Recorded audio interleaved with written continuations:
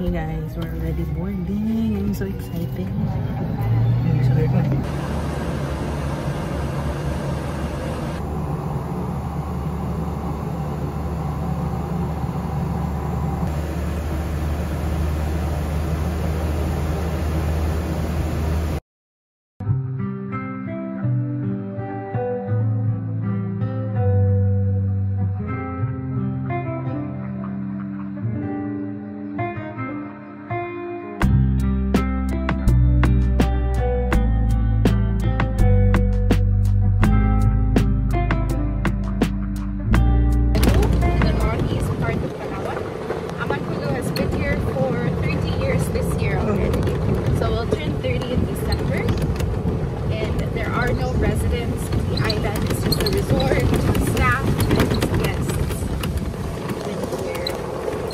Closest municipality or like barangay is Manamok Island.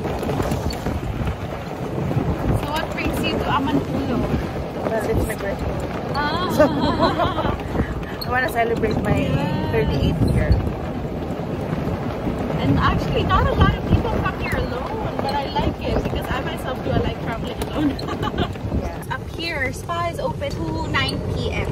So if you'd like to get a massage, Miss Christelle, during your stay, you can let me know and I can book that for you. You do have the number of the spa on speed dial from your group, so you can always just call for. Hey guys. So, nandito na ako sa Amanpulo. Naiyak ako kasi pangarap ko talaga to. Pangarap ko makapunta dito. And on my 38th birthday, na-push. So, kanina, sobrang, actually, mabilis na pangyayari pagkababa ng plane. Nagbigay sila, parang winelcome kami ng mga staff, which is really great. Hindi ko na na-videohan kasi ang bilis lang talaga ng pangyayari. Tapos, sumakay na kami sa golf cart to have a quick tour sa island. And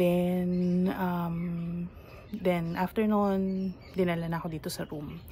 So, nandito na ako sa room ngayon. My room was actually upgraded to a deluxe casita.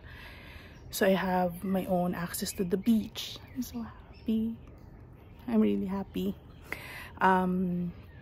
So, I'll give you a quick room tour. Tapos, 3 p.m. meron kasi parang merienda time. We are gonna go to the beach club. Dun yung merienda. So, yeah, let's go. So, ayan guys. So, that's my golf cart. Yan yung naka-assign sa room ko. And, kailangan mo lang umakyat dyan. And according to the staff, this is the only deluxe hillside casita. So, this is the front door. Pasok tayo. Nagbad na ako ng tsinelas. And then, syempre, if gusto mong hindi ka ma-istorbo, pwede mo tong ihang sa labas. And it's so cute. Shell siya. Tapos, syempre, may payong dyan in case umulan. And guys, look at this. Guys, this is my room. Oh my gosh. So, pagpasok mo, ito yung makikita mo. I think this is queen size bed. And then, dito is yung parang, ano ba to? Sala. Sala pa tawag dito. I'm so shocked. I'm so happy. Pagpasensyahan nyo na kung medyo magulo tong room tour na to, no? And then, they have a letter for me. And then, ito, hindi ko pa ito na-check kung ano yan. We'll check later. Tapos, ayan, meron kang lounge area. Ayan, so parang lounge area. Wala pa actually yung ano ko. Wala pa yung aking maleta. But that's fine. Tapos, ayan siya. Actually, may curtain daw yan sa gabi. Ibababa ng housekeeping. So, ngayon, ayan, pasilip sa inyo kung ano yung view natin. And then, you have your office desk here. And they have another letter for me. And then, look naman yung keycard, guys. Pati yung keycard. Tignan nyo naman. It's so cute. Tapos, this is the map of the island. Ayan, this is the map of the island. And then, ito yung mga activities na complimentary. Siyempre, you have your phone here. Ayan. And then, your TV. Then, mga drawers na mayroong, ano ba to? Coffee siguro. And this is the mini ref. Ano naman ito? Let's see.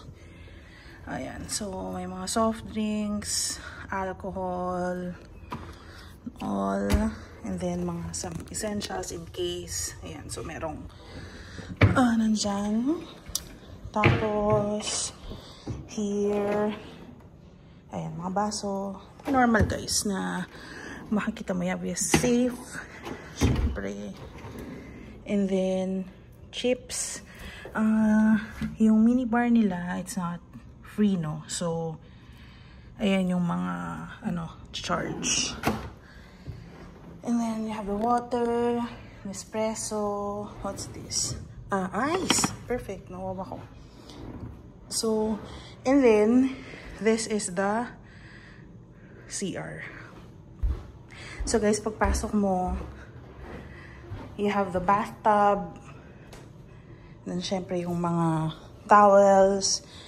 And then, this one is bath gel and tingin ko salt to.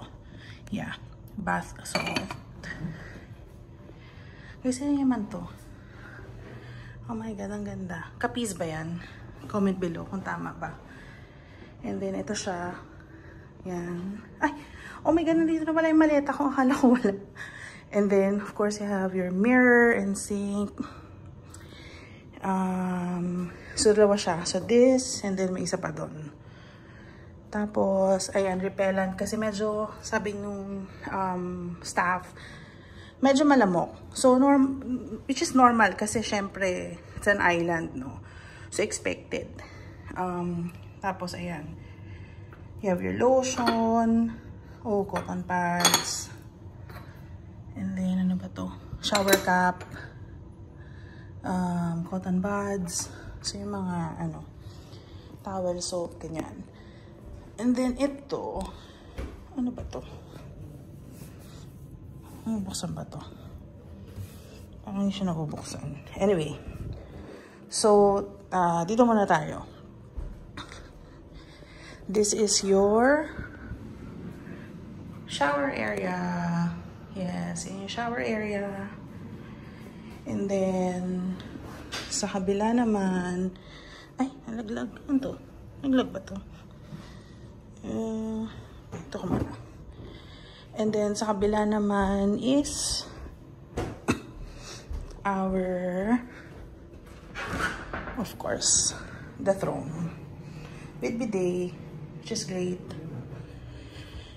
Yan. So, ayun siya guys. Diba? Tignan mo naman yung CR. Tignan mo naman yung bathroom. Bathroom pala. Bathroom ko. For 3 days and 2 nights. So, let's go out. Pakita ko sa inyo guys kung ano yung view natin. Guys, nakakaiyak. Guys, nakakaiyak talaga kasi pangarap ko talaga to. Pangarap ko siyang mapuntahan. Pangarap ko siya. And now that I'm here, I'm so grateful. I'm so happy. Ayun. So, the view is this. This is the view. The beach.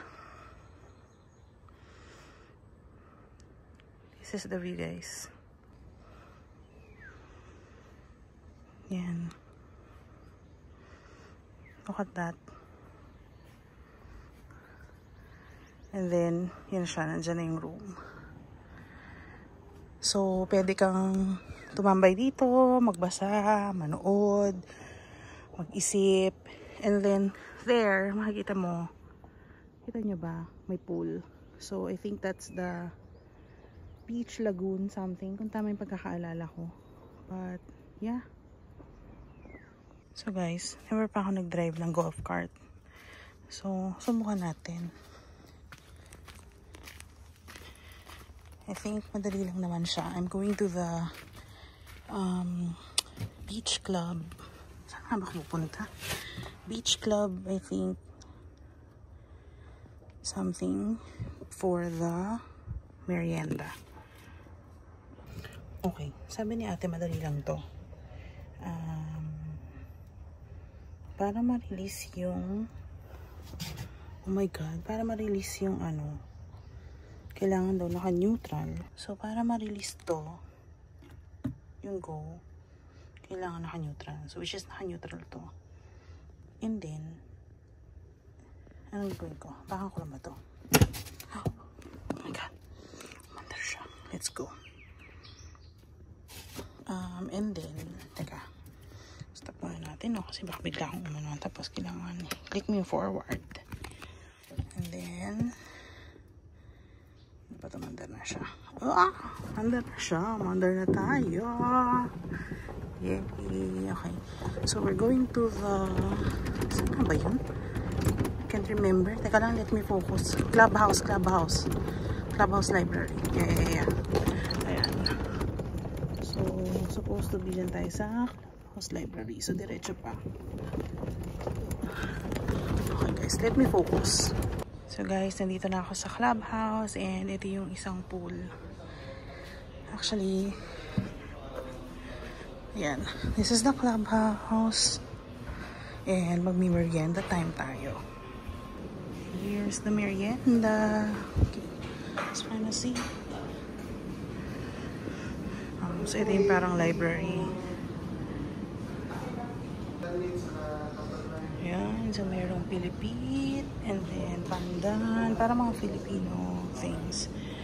Ube cake. And then fruits. And then salami. Ayan. And then ito yung mga drinks guys na pwede. Ito yung edible na flower. Ayan siya. And then my tea. And I got the salty grapefruit.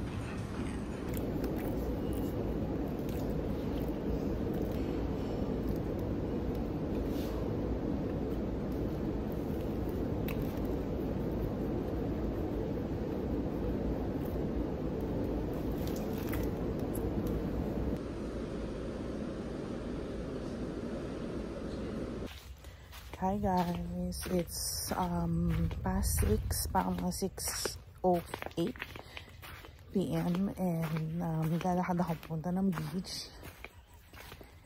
Actually, pupunta ako dun sa resto kasi mag-dinner ako. Nakatulog ako ng mga 1.5 hours. So, tanggal na ako ng makeup kanina.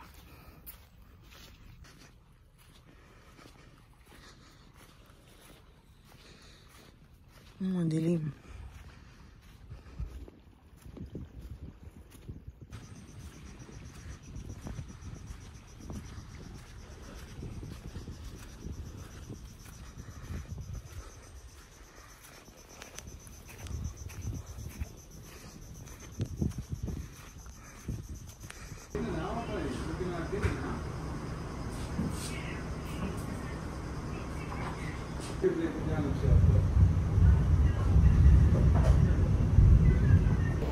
Hi guys, nandito ako ngayon sa Lagoon Club. It's one of the restaurants here and dito ako magdi-dinner. Actually dapat sa Clubhouse, kaya lang akala ko ito na yung Clubhouse. Doon pa pala yung banda. Pero since supposed to be dito ako magla-lunch tomorrow. So nag-request ako na i-swap na lang. Dito ako magdi-dinner tapos sa Clubhouse ako magla-lunch. It's a Japanese restaurant. So I ordered chicken karaage with rice.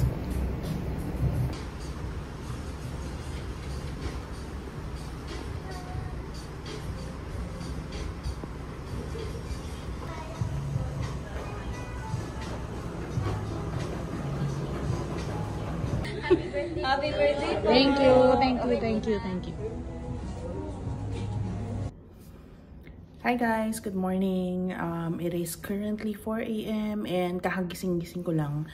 I slept at around siguro mga 9 a.m. Nakatulog ako agad and I look like a mess. Sorry about that. Pero ayun, so today is Saturday and iniisip ko kung ano ba yung mga activities ko na gagawin ngayon. For today, actually merong snorkeling ng 9 a.m. Daily naman yon. Yeah, so I think I'm gonna do that and then explore the island a little bit after. So yun, hindi ko na napakita ko to sa TikTok pero hindi ko napakita sa inyo kung ano yung binigay ng yung parang welcome gift ng Amanpulo. So let me show you. So first is ito yung nag-room tour tayo. Tapos meron akong hindi inopen na parang box dito. Let me show you kung ano yung laman niya. So, ito yung sinasabi ko guys, yung may kasamang letter. So, pag inopen mo siya, ayan, pastries. Nakain ko na yung isa neto. So, ayan siya. And then, may isa pa sila actually yung binigay. This one. Ito sobrang cute neto. Ito siya. And then, ang nasa loob neto is parang bookmark. It's like a bookmark, which is perfect. I love it. Ayan siya. Tapos, kalachuchi, and then, ayan, may nakasulat dyan. There you go.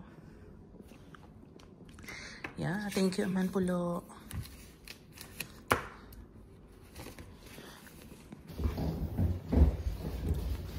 Alam niyo guys,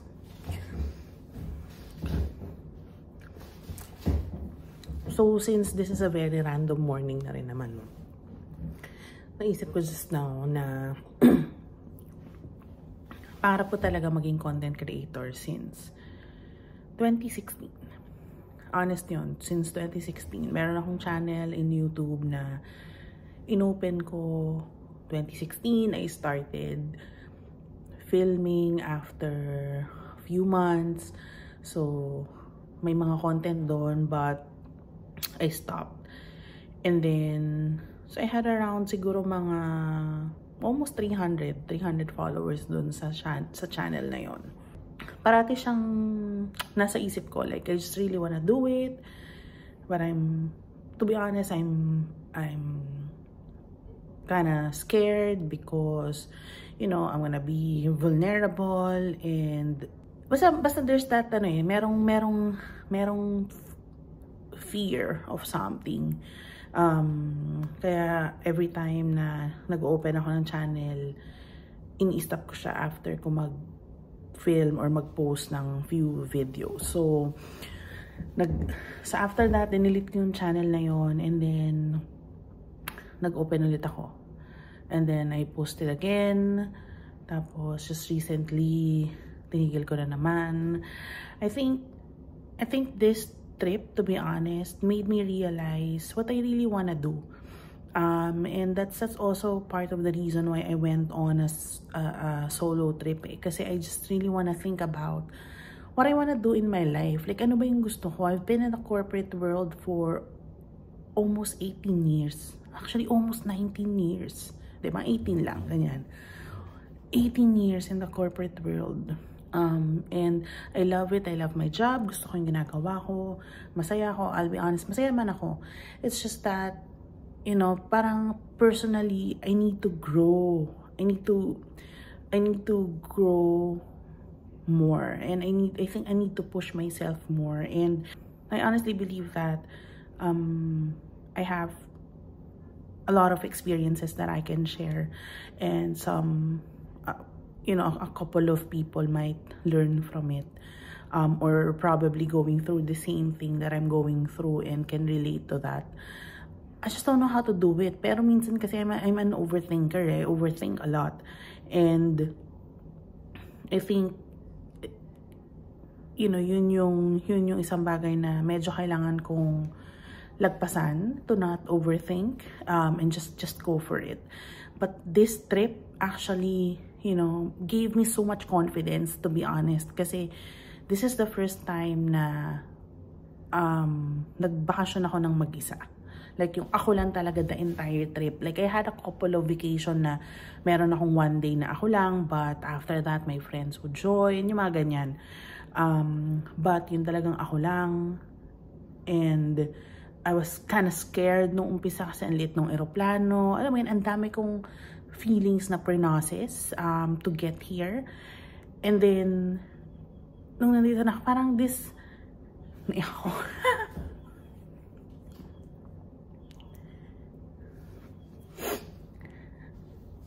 Parang this place, for some reason, gave me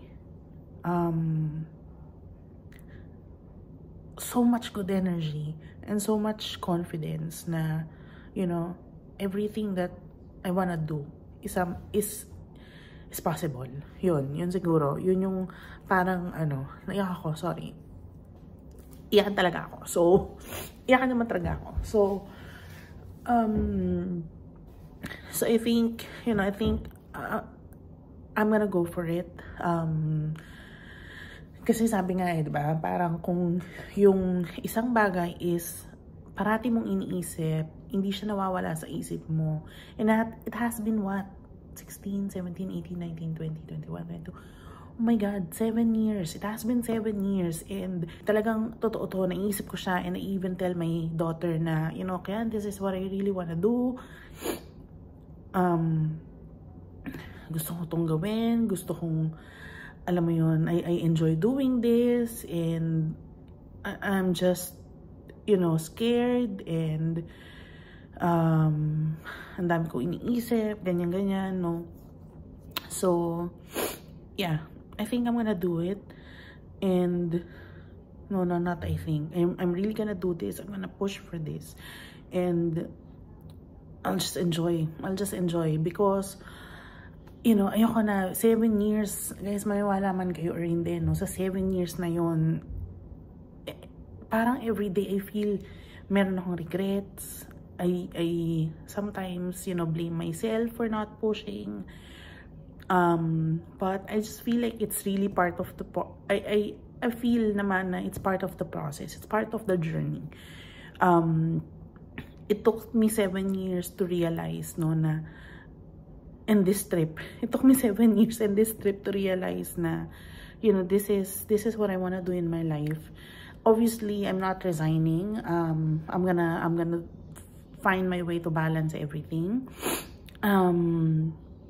But siguro gusto ko lang sabihin, no, guys, it's okay if it's taking you so long to realize what you want to do in your life.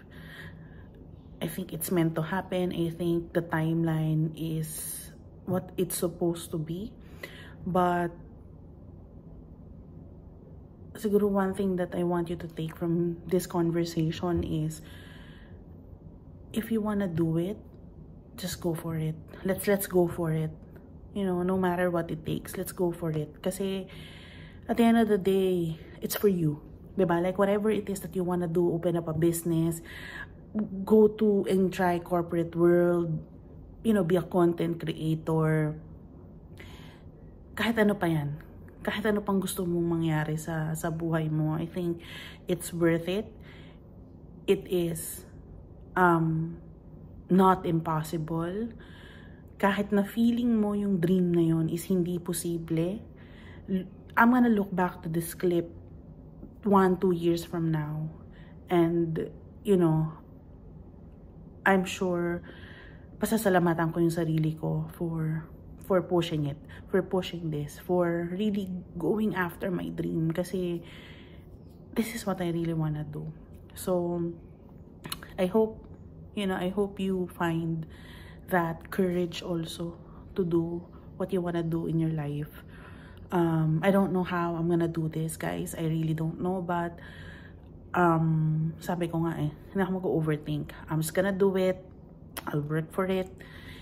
And go from there.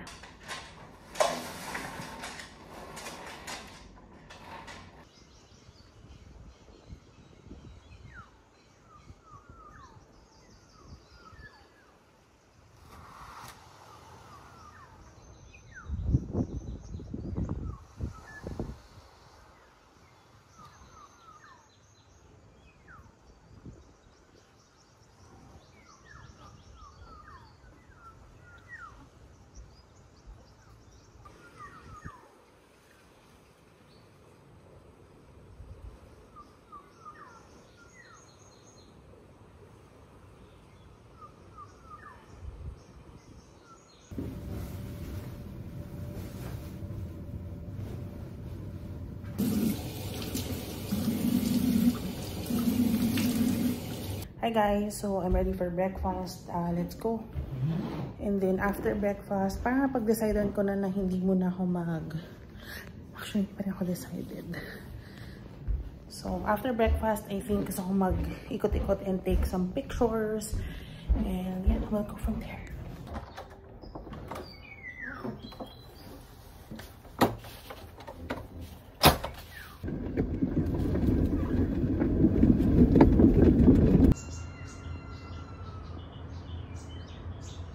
So guys, this is the morning shot. It has basil leaves, pineapple, and ano pa ngayon? Kalimutan ko. Sa'yo.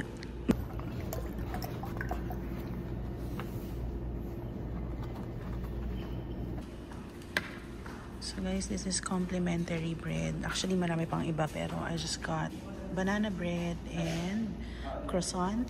And then, nandito yung mga jam and butter.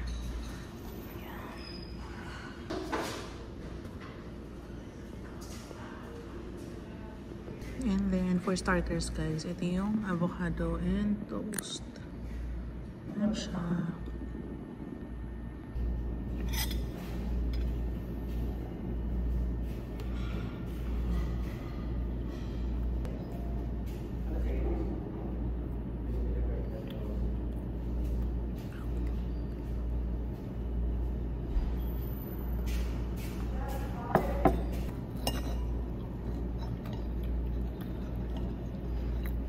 And for my main guys, ito yung in-order ko. So, tocino, egg, and garlic rice with achara, tomato, and I think ensaladang talong on the side. So, I still have my shake, mango shake, and then my latte. Let's eat.